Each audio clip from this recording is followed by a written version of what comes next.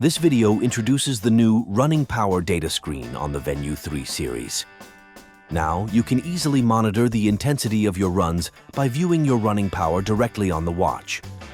When you start a running activity in the default state, the watch will ask, "Add running power?"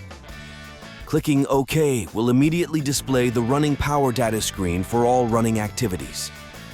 This allows you to assess exercise intensity in real time, right from your wrist effortlessly. If you can't find the running power page on the data screen, long press the bottom right button to access Run Settings.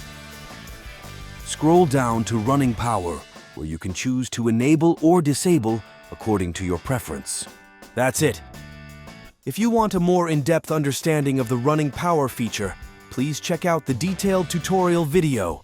For more help, visit support.garmin.com.